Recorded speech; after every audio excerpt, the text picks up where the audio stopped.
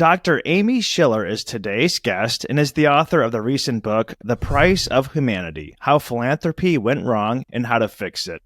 Thank you, Amy, for joining us today. Thanks for having me, Jesse. So while I was researching this podcast, I discovered that you spent nearly 15 years working in philanthropy as a fundraising consultant, including collaboration with international humanitarian nonprofits. How did your experience actually working in the space as an insider inspire you to write this book? And was there a particular incident or moment where a light bulb went off and you're like, man, I need to write a book on this and critique philanthropy? That's such a great question. So as you say, I worked in the field for 15 years. Very early in my career, I was hired by a consulting firm, which is how I got a lot of exposure to this diverse range of nonprofits. And I also was in conversation directly with development staff, with executives, and with high-level donors. So I was really in the thick of what strategies were being used to raise money, what was resonating, what wasn't working, hearing directly from donors how they thought about their gifts. And I mean donors at fairly high levels of giving. And so there was just a lot of exposure, especially the changes in language. And so I wouldn't say there was one precipitating incident, although I do have a story that I can tell maybe later because it's not directly answering this question, but I do have a story about a guy who I consider the worst philanthropist. So what I noticed as trends were people talking about their giving more in terms of investment and more in terms of making sure there was a return on their investment, as opposed to language about giving back or being part of a community or feeling somehow embedded in relationship with the people who they're giving would benefit. It was really much more about making sure their use of their dollars was as sort of effective in a documented, quantifiable way as possible. They wanted that satisfaction. They wanted that reassurance. And I thought that was interesting and maybe even troubling, because when you think about what makes something a gift, it's ultimately about giving it without expectation of getting something back. And it really is about trying to think about the person or the community who are going to benefit. What do they want? What do they like? What do they need? And there seemed to be more and more centering of, well, I need my own satisfaction to be the primary objective in how I give. And that's really what I want. I want that experience out of giving. So I wouldn't say there was one example that exemplified all of that, but these were trends that I noticed over my career. And then I wanted to think more deeply about why those were happening and how we might call them out and maybe change them. And that's ultimately why I went to grad school and then wrote this book. Since you mentioned it, I guess I'm curious now, who is the worst philanthropist? What's the story that you were I'm not going to name any names, obviously.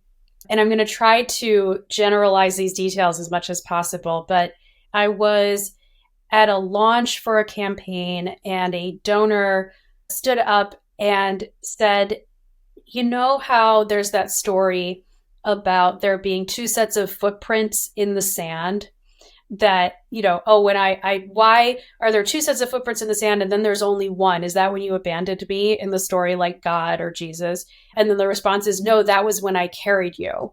Okay, so this donor tells this story and says, but it's not enough to rely on God. Our organization is the third set of footprints in the sand. And so I heard this and I thought like, oh my God, the ego involved of equating like this organization and the work that you do to being like God, that sense of paternalism. There's more going on in his remarks about sort of how moved he was by the desperation and gratitude of the people that they serve, that he would deliver food to people and they would find out that he was from this organization. And I quote, they would ask to kiss the ground beneath my feet or something like that, right? There was something so hyperbolic about the savior complex involved.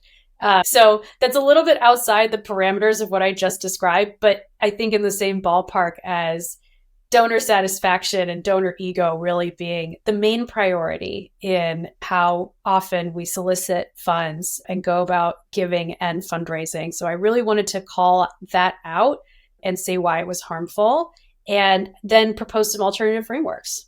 Yeah, when you're talking about paternalism, it reminds me in the section of your book when you're talking about Andrew Carnegie and how he was one of the first major philanthropists, and he basically was like, I don't want to pay these people a living wage, or I guess you call it a giving wage, but it's like, I know how to spend the money better than you know how to spend the money.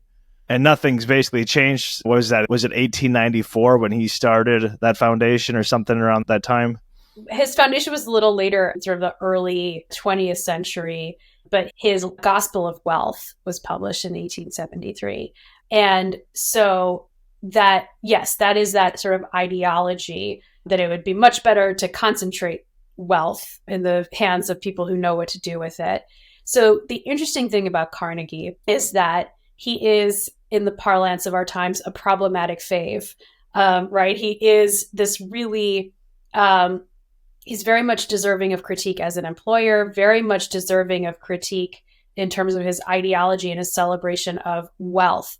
And yet, what I found interesting and complex about him was that his main project of the libraries, which many people are probably familiar with, he really went about them in some interesting ways that ended up, I think, empowering others instead of just centering himself, and affirming the value of everyone and not just glorifying himself. So the examples that I look to for that are the fact that he wanted the libraries that he built to be beautiful. He called them palaces for the people. He wanted them to be these really grand and glorious structures. And that could go one of two ways, right? You could say, of course he does, like that's his legacy and he wants his name on something beautiful. Except that his name isn't on all of these buildings. They're not all known as the Carnegie Library of X town. They're just the library. If you know the history, you can obviously trace it back, but I don't think that was the only factor at play. He wanted to create these grand and enduring structures because he thought that's what would make them valuable over a long period of time. That's what would make them really feel important to these communities. And that was correct. The other thing that he did was, by funding this network of libraries, he decommodified access to books. And so that's a very empowering thing. We talk about libraries all the time now. We couldn't create the public library as we know it. It would have, we'd say, oh, but what's the business model of this library? How is it going to make money? And the fact that he created these institutions where people can just exist without having to spend money. They can just be there for free. They can access their books free at the point of use. Obviously, these are all funded by taxpayer dollars and donations, but there's something very affirming and liberating about a beautiful space where you can exist and not have to be a consumer, not have to spend money. You can have access to the highest goods in life, whoever you are. So as much as I critique Carnegie's historical legacy as an employer, as a capitalist, his philanthropy has this sort of interesting counterweight effect in affirming and validating the full scope of humanity for all. Yeah, I felt like your book was divided into kind of three sections. You started out more with like the philosophical debate, or philosophical questions, I should say, maybe not debate, but philosophical, then kind of more like technical, legal, and then you finished the book with the third part, which was like how to actually fix it, so solutions. And in the kind of the more technical section where you're quoting Rob Reich, who is, you could say, one of the foremost experts on philanthropy. He's a professor at Stanford and has studied for years. And basically he says that, and you kind of talk about it, but philanthropy is hardly the cause or even the main mechanism of tax avoidance. But there are practical changes we can make that would separate the practice of giving from the incentives that enable oligarchic hoarding. I lived in a lot of affluent ski towns in Colorado for over a decade. I live in Puerto Rico, which is a tax haven in the U.S. right now. And I knew so many trustafarians or trust funders, and they all worked for a charity that their parents owned. And you only have to donate 5%. So if you have a $5 million foundation, you can pay out them $500,000 a year, basically, as operating expenses and travel and whatnot. And, living in Puerto Rico is a tax haven. So I talked to a lot of people about taxes, and it seems like philanthropy is for people that actually do have like decamillionaires or centimillionaires or billionaires is actually a pretty large strategy for tax avoidance. So I was surprised that Rob Reich, who studied this for years, thought And then, of course, like you mentioned with Zuckerberg and DAFs, donor advised funds and things like that. Well, so I want to say you're totally right that the book is divided into 3 sections in my mind. And I think you hit on that absolutely correctly. That for me, I see it as like the first section is how has our thinking sort of gone wrong? And to me, the main answer to that is that it's become very utilitarian. There's a very utilitarian approach that really is just meaning philanthropy should be focused on human survival and going to what we would think of as like the most abject, vulnerable, needy situations. Now, of course, there's nothing wrong with funding those in part. There is something concerning about funding those exclusively and saying that's philanthropy's highest purpose or its only purpose, which many of the theorists that I quote in that section do believe, including an effective altruism. And then the second section that you talk about, definitely I'm grappling with what is the relationship of philanthropy to capitalism? And is it even possible to have philanthropy somehow acting against capitalism or somehow creating some alternative to capitalism when, of course, it is the product of capitalist accumulation? So to get to your question about tax avoidance, it's absolutely part of the suite of strategies. There's no question about it. And much of my focus is on saying, okay, how can we reform the incentives that have to do with philanthropy so that they don't exacerbate inequality and they don't exacerbate tax avoidance? That might mean changing the 5% payout and raising it.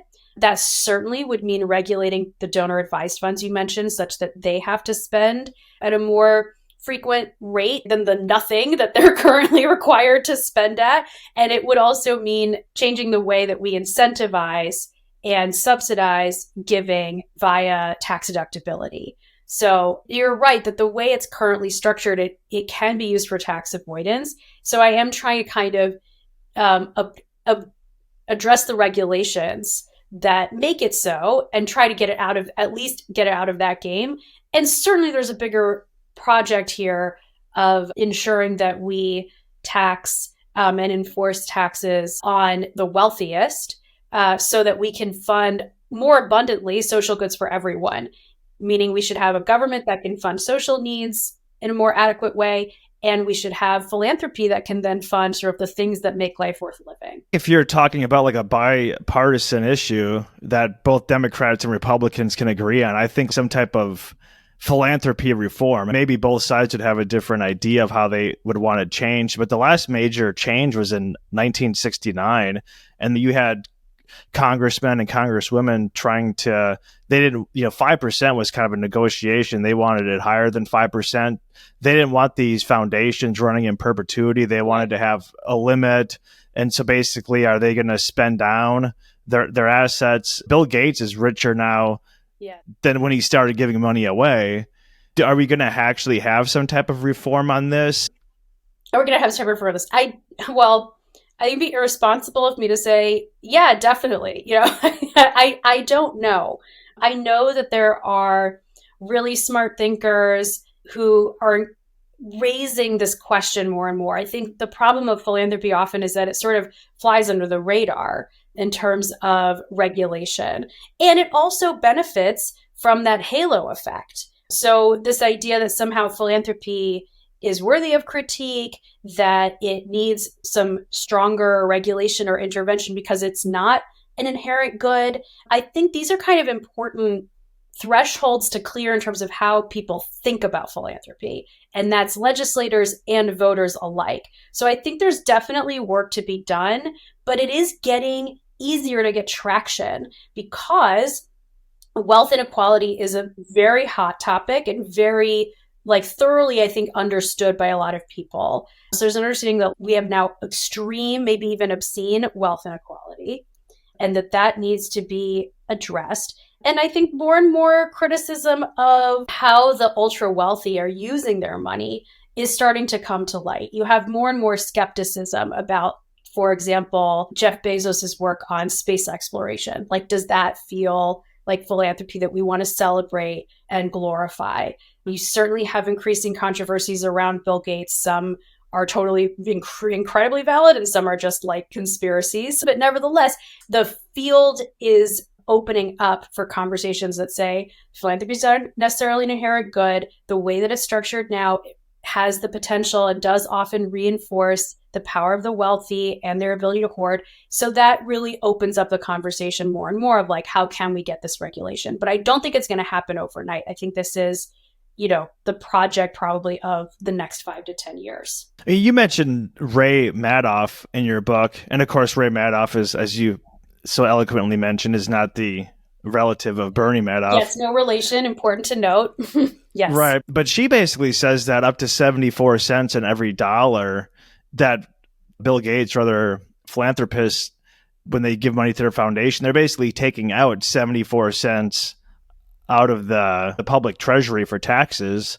And I've read reports that maybe it's something like $300 billion a year. To put that into perspective, the SNAP program used to be known as food stamps, but SNAP is something like $119 million in 2022. So when people say like, oh, it's the rich person's money, they can do what they want with it. Well, not really, because we're essentially subsidizing, in the words of Ray Madoff, 74 cents on the dollar. So it's really our money. And I think that's where, as I mentioned before, kind of a bipartisan issue where it's like, if you're left or right, you don't want to have some rich person circumventing the democratic process. Each person in America should have one vote. Bill Gates or Soros or the Koch brothers or whoever shouldn't have more votes than you. And I think, an important thing that I sort of argue regarding philanthropy is that what happens as a result of all this is that giving becomes coded as something that just rich people do. I've written a few op-eds about this, and I'm going to continue to say, like, that doesn't necessarily have to be the case. I think it would be really unfortunate if philanthropy's sort of alliance with or its connection to extreme wealth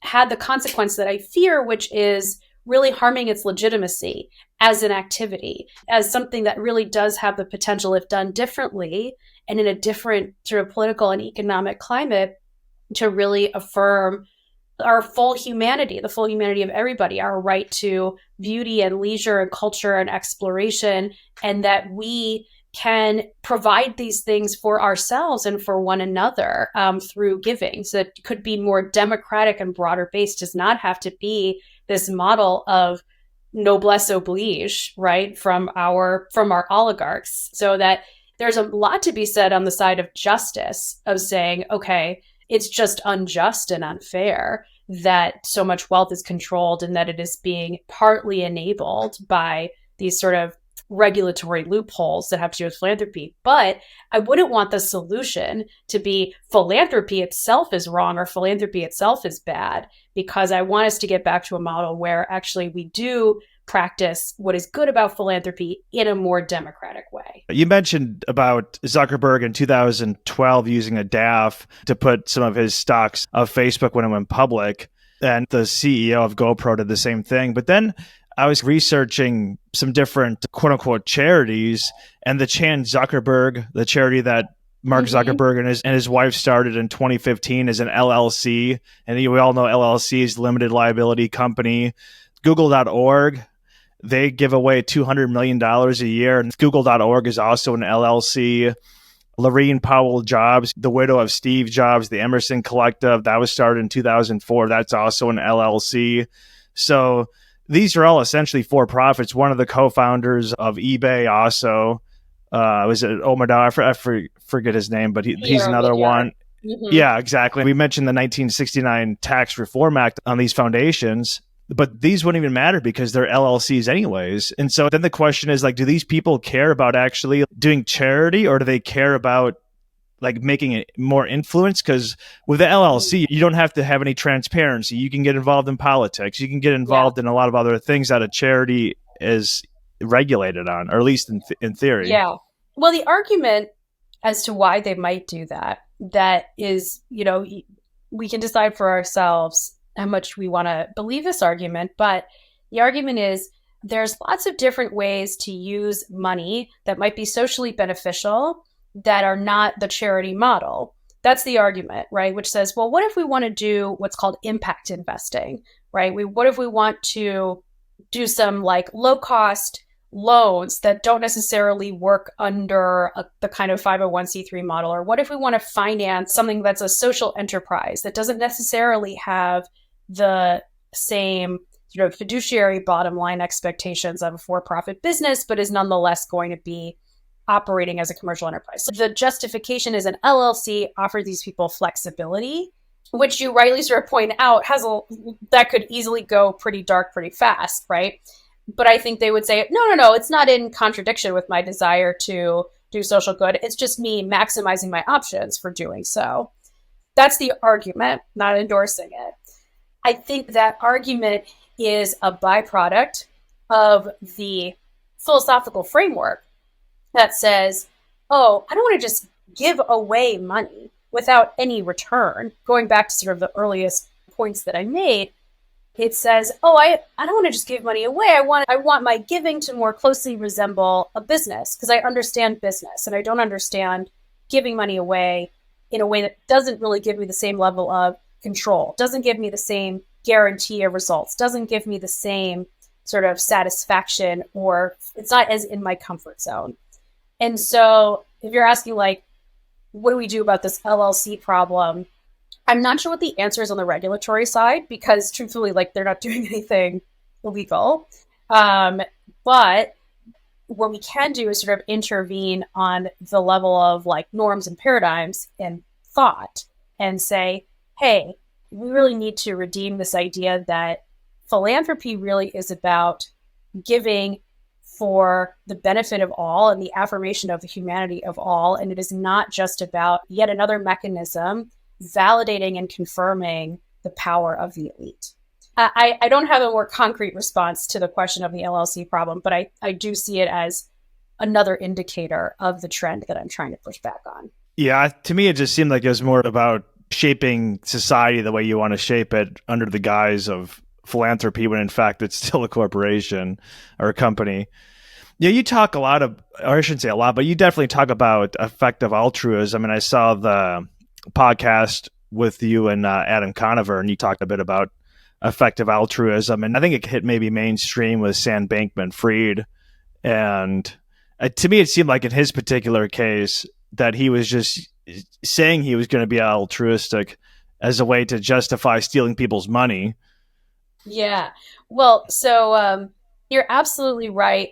I think what you're getting at is like, did he believe that, or was that just a con? And I think the answer is like both. And I think that's sort of the problem, is that these paradigms that say, well, if we just have the best formula or the best algorithm or the best way of measuring and quantifying what is good in the world, what it means to do good in the world, that of course have to be developed by the smartest people, right? The smartest people and best thinkers. Then those are the people who deserve, almost again on that utilitarian basis, they're going to do the best good with the money, so they should have the money. The ends justify the means. So I think he fully believed that philosophy. I don't think he was saying, I'm going to pretend to be doing good for the world when actually I'm just going to steal everyone's money. I think it's actually much worse that he genuinely thought that this was the kind of ideal, rational end to the project, of like that in fact this all was valid and correct, that they did have the right formulas and the way of redistributing it and the right methodology, and that would justify him accumulating his money by any means necessary, and that would actually end up doing better for the world than any other scenario. And the reason I know that he probably fully believed that is because many effective altruists believed the same thing in the concept of earning to give. The idea of like, well, I shouldn't go work for a nonprofit. I shouldn't go do any kind of volunteerism or activism. That's not going to be maximally effective in a quantifiable way. What I should do is go work for a hedge fund and earn as much money as possible, because I know how to give it away as quote unquote effectively as possible. This is a huge philosophical sort of trend that took hold of a lot of people. So I think Sam Bankman-Fried is just the most extreme expression of that. And of course, the critique across the board is, what about the harm that your methods of wealth accumulation do? Does that not offset the good of your donations? And I think they really bypass that question because the most important thing is the numbers and the method of analyzing them and redistributing them in a way that validates their intelligence and their like virtue, really. One of the themes also is just the commodification of philanthropy and the commodification of humans. And you also mentioned like long-termism when you're talking about effective altruism, where it's like you can save more lives in the future. Presumably there'll be more people around. There's always the difference between like a professor and then someone that actually does the job. Like all these ideas in theory might be fine, but when it actually comes to like running a business or whatever, those theories might not work.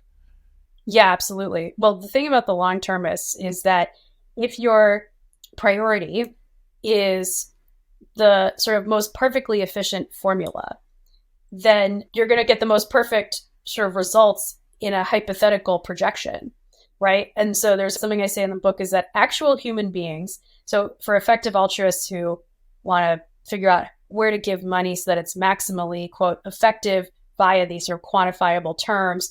And so quantifiable means you really reduce people to numerical data, right? So like number of lives, number of life years, that's their definition of people. And so if that is your goal, then you're looking to maximize that almost on paper.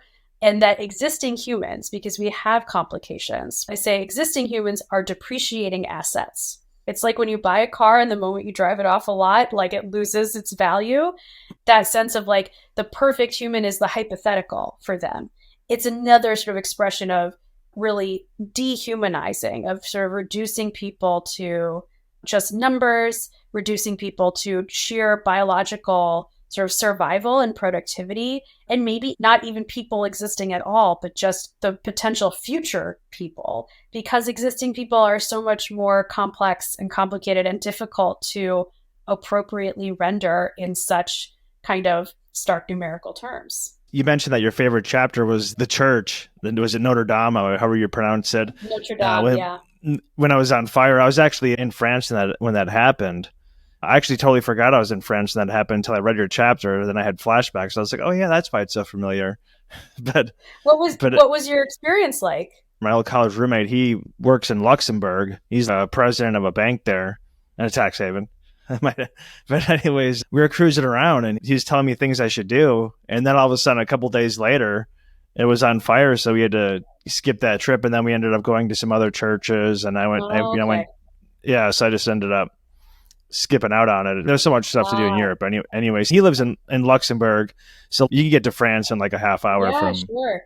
Okay.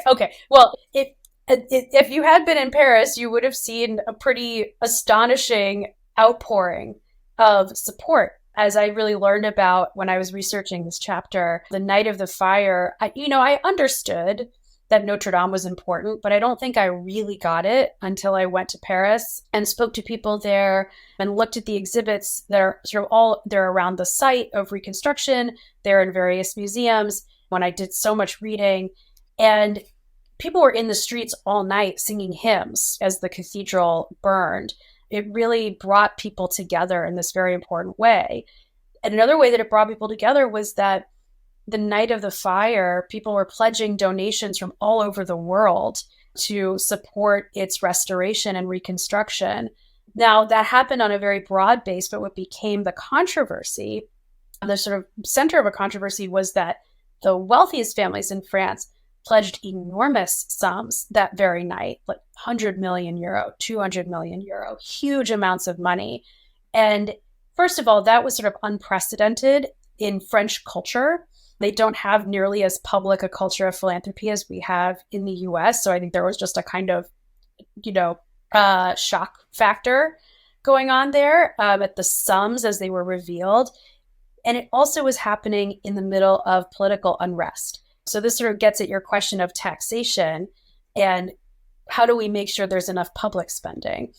And to me, the controversy was that, okay, a lot of these euro had been pledged following the Macron tax cuts of 2017, a lot of protests in France about the rising cost of living, the austerity politics that cut back on public spending, the fact that people couldn't afford to live the way that they had sort of expected to in the, sort of even among the working class and the middle class. And so the sense that, oh my God, these billionaire families have all this money to give away, that's just further proof of political failure. And that was correct. That was absolutely correct. And to me, it really showed that for philanthropy to maintain its legitimacy in the world, you really need to make sure there's a firm foundation of enough political justice and political equality so that public policy is ensuring sort of a baseline dignified life for everyone, such that philanthropy doesn't, again, become coded as another elite oligarchic activity. And the reason I even added more onto that is because I thought the problem is when we say, but there's no role for philanthropy, or philanthropy should only be used to save lives and resolve a social crisis. And I thought that really ignores how powerful this place is, this cathedral is, how powerful it's been throughout its history. It's the product of the people of Paris, the commune of Paris, building their own cathedral in their city for everyone to enjoy, not just have things sort of in these remote distant sites that only the aristocrats could access, but having something right in the middle of Paris that has become the central place for so many people. And everyone really deserves access to that as well. They really deserve and find it important that there are places of beauty, sublimity, connection to the past. That is really part of the scope of human experience. And it's the thing that philanthropy can uniquely provide, assuming under the conditions that we have a political and economic system that safeguards our basic needs. And we don't need to sort of cannibalize philanthropy into providing those. I read about 100 to 150 books a year, and I've been on this philanthropy book binge. And part of it was I kind of got on this living in Puerto Rico, where after the Hurricane Maria, I believe was it like 2017, where all these people ran to the island to try to capture, I forget the exact billions, but it was like $100 billion of FEMA money. They would start up some charity and, put up a couple solar panels. And right now with Act 60 in Puerto Rico, which is kind of like their tax saving program, you have to donate $10,000 to a local Puerto Rican charity. And there's just a lot, I shouldn't say like fake charities, but there's just a lot of incentive to create a charity and kind of capture that money. So the question is, are you actually starting the charity to do good, or are you starting a charity to capture those dollars? And then I remember reading a book a while back about how people were climbing Mount Everest and they were cleaning up Mount Everest, allegedly. Apparently there's like a lot of dead bodies and oxygen tanks and all this stuff that people just leave there because they don't want to carry the weight. And so the person like went through and inspected the list of all the thing that this charity group brought down, and basically turned out that the only thing they brought down was all the gear they brought up. So they were like spending millions of dollars of other people's money, OPM, whatever, for their own excursion. So they had a free, all expenses paid trip. And so that was my experience. Like I said, I lived in a bunch of rich ski towns in Colorado for years. And that was my experience with these trustafarians. It's like, I knew these people, like this is exactly the stuff they would do. And obviously there's good charities out there. There's a big difference though between public charities and private foundations and private trust. Like the Bill and Melinda Gates Foundation, they have a foundation, but they also have a trust. They have both. And so like if you have a trust, you can let your endowment get massive and you're never paying capital gains taxes. All this money is growing tax free. And then you can essentially do what you want with it within reason. And then of course, these big philanthropies never get audited by the IRS because you would, how many man hours would it take to actually audit like the Bill and Melinda Gates Foundation? It would take thousands of hours to audit. Right. I mean, again, I think we sort of have understandable perceptions of philanthropy that are all a result of it kind of being misdirected or misapplied, because the fundamental truth is that we shouldn't be relying so much on philanthropy, certainly not for our basic needs, that those are political demands that should be provided through policy by our governments and our public institutions, and that it's actually much worse for all kinds of reasons when we rely on philanthropy, because it validates the power of the wealthy, because they're not provided democratically, because that ends up not addressing our needs as citizens, but addressing us as these kind of objects of pity on which sort of philanthropists take pity or benevolence or what have you. So it's very undignifying for that to happen. And yet at the same time, My concern is that there is this really, even if it's small, this really important window of philanthropy that does that. Actually, it's not just that it does good, it's that it does a unique kind of good, a special kind of good in the world. It can create something like, I wrote about the Cleveland Museum of Art. Its motto is "for the benefit of all the people forever." That kind of gets at what you're saying about public benefit, right? Of saying how this sort of opens up access to art and to culture and to spaces of, restoration and exploration for everybody. It's free to enter.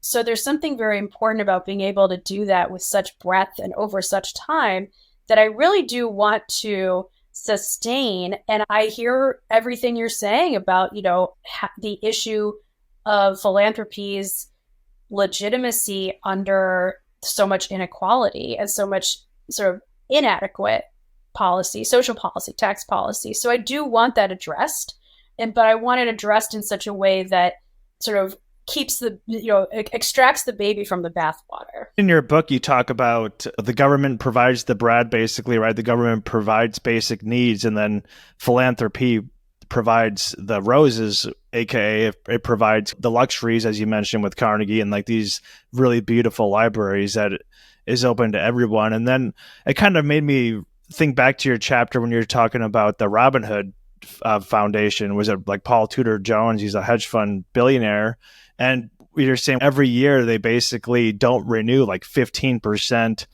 of the grants because they're underperforming. But then what metrics are you even using? And you talk about the impact investing. And like I said, shouldn't philanthropy be filling in on areas that by definition are underperforming, which is why they need the charity in the first place? Yeah. Well, I appreciate that connection. That's good. Well, the problem is like, what does it mean for a park to be underperforming? Right? What does it mean for like a ballet to be underperforming? Obviously, I'm not talking on like, was this production good or not? These are evergreen goods. So the idea that they have to somehow prove their efficacy or their value, it doesn't really match with what they actually provide, which is these kinds of evergreen and difficult to measure, if not impossible to measure, through qualities of life and qualities of human expression. They just don't lend themselves to that model. And so to force everything in the world to fit itself into like, did you put up enough numbers? A thing that's not designed to put up numbers. It's designed to be sort of qualitative. And you might feel it, we might know it when we experience it, but it's not legible in those sort of balance sheet terms. I really do want to push back on insisting that philanthropists and nonprofits adopt that framework and say we should really adopt the sense that we're being more expansive. We're providing things for the benefit of all the people forever. We're providing the evergreen goods of the human experience. I actually read some of your dissertation. I forget what it's called here. Actually, I always find dissertations interesting to read. Was it like sharing is caring without caring without sharing. And I noticed that in your dissertation you had a very similar chapter on Carnegie, one of the original robber barons or Gilded Age. I think Mark Twain came up with Gilded Age, but in the late 1800s. And then in your book you talk about the Mackenzie Scott, who is the divorcee of Jeff Bezos. So basically you had Carnegie, where he wanted to check out a book to better himself. And at the time you had to pay money or have a subscription to check out a book. So he wanted everyone to be able to better themselves through reading. And then on the flip side, you have Mackenzie Scott. Amazon started off as a bookstore. I like how you, from when you took your dissertation to that, how you kind of took it full circle. But I thought that was an interesting kind of transformation. And then of course, she's like the biggest philanthropist since 2019, whatever, giving away 22% of her wealth every year or whatever. Yeah. That actually was a really interesting shift from dissertation to book. I love that you read the dissertation. You don't hear that too often. That's fantastic. So I knew there was something important about sort of the complexity of Carnegie, both, again, as we sort of covered, his role as a robber baron and the effect of what he actually provided in these libraries and funding these libraries in the form that they now take. And Mackenzie Scott, I feel like the Amazon commodification of books that's just a convenient point of comparison. But she is a very interesting counterpart to him because she's also thinking deeply about philanthropy. I think she wants to set an example for her peers. She is not doing it the way Carnegie did it. She's giving cash away sort of unrestricted to a bunch of organizations. And time will tell whether or not those have a similar effect of actually building some sense of power, community access, sustained access to important goods that Carnegie's libraries did. Do you think that right now that she's the prototype of philanthropy? Well, I do have a prototype in the book that's not Mackenzie Scott, which is LeBron James. That's sort of how I want philanthropists to operate. I would say Mackenzie Scott, she's certainly trying to buck the norms. She's certainly trying to buck the norms to the extent that she's going to influence philanthropy today. It's in encouraging people to give unrestricted money. And I may be encouraging her peers at that level of wealth to give money away at a faster rate. But I don't know. I think she's special and she's an outlier, but time will sort of tell what her influence is. The prototype that I sort of ended the book on was LeBron James for a number of reasons. One, so LeBron and his foundation fund a school and a number of other institutions in Akron that, first of all, fulfill Carnegie's mandate of being beautiful. He built this school in Akron called the I Promise School. That's really like gorgeous building. And I think it is ennobling sort of in its grandeur and in its beauty for these students who live in inner city Akron. He gives every kid a bike and a helmet. And he was asked why he does that. And he said, when I was a kid, having a bike was what made me feel free. I thought that was so powerful because saying, I want these kids to feel free, there's no way you're going to measure or capture that quantifiably. That's an internal experience for them. That's a feeling, that's a subjective experience. You want to give them the means of that freedom and that autonomy. It is not the same as saying, I think they're going to perform better on their tests, or I think they're going to graduate school more frequently. It doesn't sort of apply those same norms of quantifiable performance. It just says, I want these kids to feel free. I thought that was so, so powerful. And then the third reason I thought he should be the prototype is that the school partners with public institutions. It's not a charter school. It's a school under the governance of the Akron public school system. They have a collective bargaining agreement with their teachers. So there's a real understanding that philanthropy is supplemental to fundamental public goods, not displacing them or somehow replacing them. So you have publicly funded school, and then you have LeBron's foundation, which provides all kinds of supplemental programs as far as like meal pickup for these families, as far as educational enrichment, as far as the bikes, all kinds of stuff that ensure that that school is a truly uplifting and dignifying and sort of affirming place for its students.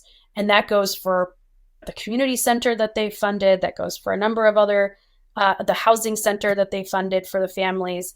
I think those are all the kind of characteristics of what I would want the prototype of a philanthropist to be. Ultimately, you want philanthropy to be an add-on. You don't want it to be the base, the floor. An add-on, but a necessary add-on. Some, I'm cautious. The thing about the bread and roses is the original quote is not only bread, but roses too. That roses are kind of part of our expectation for what makes us human, what makes our lives worth living, and that those two are appropriate expectations for our lives. I was watching an interview with the guy who wrote the book. Is it Winners Take All? You mentioned him in your book. I don't know how to pronounce his name. Anand Giridharadas. Right, and he basically was using the analogy of Batman, where you have Wayne Enterprises during the day that kind of ruin society, and then at night he turns into Batman and saves society. And when you talk about philanthropy or charity, people have a different definition of, say, like the American Cancer Society versus the Bill and Melinda Gates Foundation, or United Way or something versus one of these other private foundations. I've read one of the books by Paul, was it Valley, or I forget how to pronounce it, it's like Valia. And he basically, I think you know what I'm. Yeah. It's like from Aristotle to Zuckerberg, I think is the name of the book, something like that. But he says that 1/3 of all donations in England are to universities and go to 2 universities. I think it's the University of Oxford and Cambridge. So it's just kind of like elite, rich people giving money to themselves, just like in the U.S. where these billionaires are giving money to Harvard and they're giving money to Stanford. These are already elite universities that have a bunch of money. And what are you doing with that money? You're just continuing to reinforce the status quo. That's what you mentioned in the book, right? We're just reinforcing the status quo with a lot of this philanthropy anyways. Yeah. Well, the most important thing that we can do is say, okay, actually, how do we take what's wonderful about some of these elite institutions? Because they're beautiful. They're places where people can engage in scholarship and thought and connection. They have enough financial security to offer creativity and leisure, things like that. How can we democratize those? How can we make those accessible to everyone? So my issue is I think a lot of times the things that make life worth living get coded as privileges of the elite. And in fact, they are things that affirm all of our humanity. And I would like to redirect philanthropy to making those accessible for all of us for exactly that purpose of affirming all of our humanity, not just the people who can afford to access those means of pleasure and expression. So, Amy, as your book is called The Price of Humanity, How Philanthropy Went Wrong and How to Fix It, what are some of your solutions? I know that you talk about instead of a living wage, a giving wage. And then in the book, you have Robert Reich, who we mentioned before, basically talks about how maybe changing from a deduction to a credit, which would, like right now in the tax code, it's $1 per dollar. So if you donate $100,000, you get $100,000 right deduction. Right. So there's the phase 1, which is all the things that you just mentioned that really have to do with adjusting our political economy to be more egalitarian so that people are paid more so that they can participate in philanthropy. The giving wage builds off of the idea of the living wage, which is to say, yes, of course we need a living wage so that people can, live off of what they make. But the giving wage really raises that standard to say not only should they make enough to live, they should make enough to feel secure enough that they can give back and make their choices about what kind of something that matters to them, what would help sort of create a sense of flourishing and connection for them and their communities. So that's a giving wage.